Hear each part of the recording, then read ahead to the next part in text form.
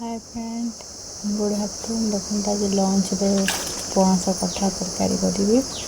पणस काटीटा धोई देती कड़े पानी दे लुण हल्दी दे ढंकुड़ देमी सिझापी कहीं मुझे एमती सिझेली प्रेसर सिझे बहुत सिझीज ना से देखते सिझिक रेडी हो जाए। पियाज टमाटो मुझे डालचीन तेजपत्र रखी कड़े बस तेल पकेबी। तेल पकेला पर देखो तेल टे गरम हो गला मुझे चीनी पकईदेवी।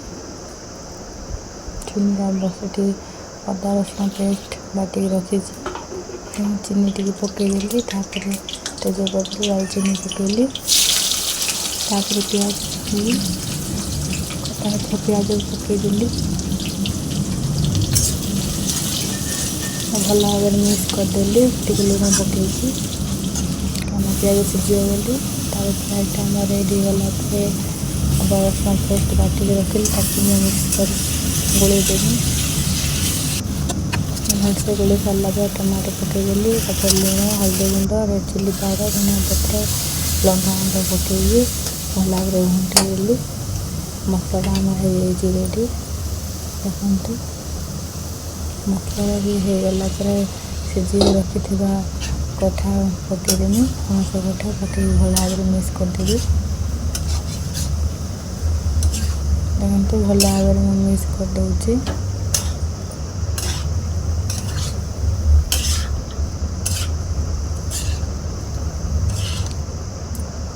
भल भाव में मिक्स कला टे मिक्स न कले भल लगे भल भाव मिक्स कर कषा टाइप करी बेस झोल भी करी देखो ढंकी देली टे मसला सामने मेल्ट हो बोली काढ़ी भल भाव हो मुझे पानी पकईदेवी। आउ सांग मैंने जो मैंने वीडियो देखुं प्लीज लाइक सब्सक्राइब करदे। देखो पानी पकईकी भल भाव में घंटी देली भल भाव में मिक्स कला आगे घोड़देवी फुटापी।